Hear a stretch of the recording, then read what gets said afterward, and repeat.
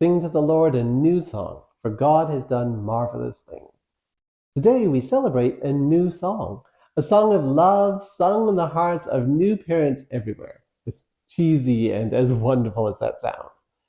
A beautiful song to which we are invited to join in the chorus. When a baby is born, we gather around to celebrate the family, as if we're the backup singers, the gospel choir to their new song.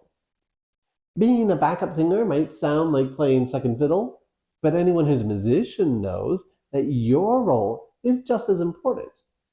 By ourselves, we're just single notes, but together we create chords and harmonies. New parents are singing the melody on this one, but the color of this song is shaped by the notes around it. Sing all the right notes in a major chord, and this becomes a happy song. But if some sing a bit flat, it sinks into a minor chord full of sadness, or even a dissonant chord full of tension. The nature of this song is dependent on the harmonies created by everyone else. When a church celebrates in an infant baptism, it's a recognition that the community creates the chords and harmonies that will resonate in these families' lives forever. A child needs this community. They will go through ages where they think that they're the lead singer, but when we mature, we realize the importance of our community, of our family. We can be belting out new songs, but if no one sings along, then the song falls flat. When a child is born, you are invited to help sing along with their new song, to add your harp, blast your trumpet, clap your hands, to create the jubilant song that will be the refrain they hear for the rest of their lives. When times are difficult, when times are wonderful, the harmonies formed by your love and support is what will make this song great. As a child brings a new song into the world, in the same way, God is singing a new song and inviting you to sing along. Yeah, we're all backup singers to God, but remember, that's a really important job. The divine dances to the beat you set. God's melody doesn't change, but you're the ones that place it in a minor key or a major key. God creates music with you. Some of us are singing some horrible songs and act like it's out of our control, but we never stop to check if we're singing in tune or paying attention to the rhythm. God's trying to change the song in our lives, but we're still belting out the old stuff. No wonder it's clashing and chaotic. But stop, listen, get the beat, and then try to sing along with the music that surrounds you now. You get that, and you'll start to hear the mountains sing together for joy. So sing to the Lord a new song, for God has done marvelous things. Amen.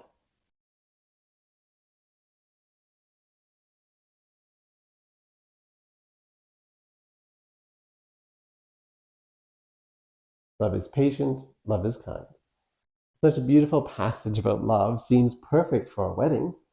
Problem is, the writer, Paul, never imagined that his words would someday become the exemplary reading for one's matrimonial day.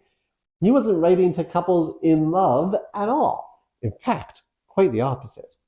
First Corinthians is a letter that he wrote to the church in Corinth. He had been away for some time, and there are problems in Corinth. I suspect Paul wasn't surprised to hear that. He writes to them to tell them off. Apparently, there was a lot of fighting going on. They had split into factions, and everyone was mad at everyone. Nothing could happen without an argument spilling out. They were yelling at each other over the littlest things, meanwhile ignoring some pretty big issues. A man was having an affair with his stepmom, and no one cared about it. Rich people came to their potlucks with a feast of food and wine, but they didn't share it with anyone, and everyone thought that that was okay.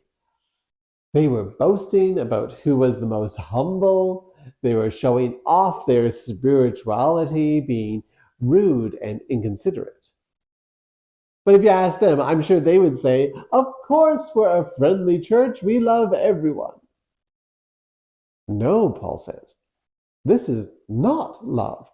You don't know the first thing about love. Love is, and then he gives them this beautiful passage about love. But it's not just a pretty poem, it's a criticism. He says, love is patient because they are being impatient. Love is kind, so stop being mean. Stop being envious and boastful. Stop insisting on your own way. Stop getting irritable or resentful. Stop taking pleasure in someone else's suffering. Be more resilient. Be more trusting. Be more hopeful. Stop giving up on each other. If you're committing yourself to Christ's way of love, then you need to change how you behave. And this is why 1 Corinthians 13 is still perfect for weddings and at every moment. We all suffer from the same ailments as that church in Corinth. None of us love perfectly. We want our love to be as beautiful as Paul describes it, but right now, the love we experience is just a pale comparison. The love we feel on earth, as wonderful as it is a cheap imitation of what love is supposed to be like. It is, as Paul says, like seeing in a mirror dimly. What Paul outlines for us isn't a description of who we are now, but a promise of who we are meant to become. It takes a lifetime before we even get close to loving in the way that Paul describes it. And perfect love won't happen in this lifetime at all. But we know, in the bottom of our hearts, we know what it should be like. And we hold on to that promise. With that vision in mind, we trust that God will make us more loving with every day. Amen.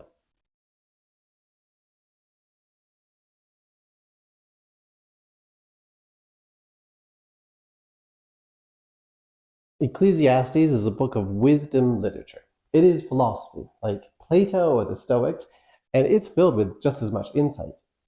Today we read its most famous passage on which the song Turn, Turn, Turn is based. It's about accepting the season that you are in.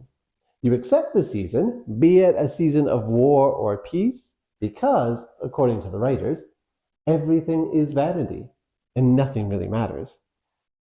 I encourage you to read the book for yourselves. My summary of it is not going to do it justice, but I think it touches on a truth that those who are older know better than the rest of us. That is, all of life is vanity. The older I get, the more I look back at pictures of myself and realize that maybe I wasn't as geeky looking as I thought. It's vain of me, I know, but I'm sure you too look back at pictures of your youth and wish you knew back then just how beautiful you were. At every stage of life, we're more beautiful than we realize we were. As we mature, we become more deeply aware that beauty changes as we age, that nothing lasts forever. No matter how many wrinkles and gray hair you have now, there's more on its way. So enjoy the season that you are in. A superficial reading of Ecclesiastes would interpret its philosophy as fatalistic and depressing, but it's not. It's trying to tell us not to worry about the things this world is consumed by, things like beauty, wealth, and success, because all these things fade. All these things change. You have it for a season, then it is gone. It blows away in the wind. There's a time to sow and a time to reap, a time for weddings and a time for funerals, a time to laugh and a time to cry. Turn, turn. So, says the writers of Ecclesiastes, enjoy the moment that you are in. Appreciate the people you are with. Celebrate the blessings given in this season of your life. For those in the springtime of youth, leap and jump and rejoice in your mobility. For those in summer, blossom and bear fruit, sharing yourself with God's world. For those like me who are starting to watch our colors change and noticing the leaves about us falling, take your time to stroll and savor the moment. And for us in the winter of our lives, enjoy the resting in the stillness and peace that it brings. Every season is beautiful in its own way. Longing for seasons of the past, wanting that things to be different, that's vanity. Appreciate the season you're in. And when the time to grieve comes, remember that they will follow a time to rejoice. A time when all tears are wiped away and you will be made whole. It is the dawn of a new heaven and earth where we will celebrate and enjoy God forever. For everything, there is a season and a time for every matter under heaven. Amen.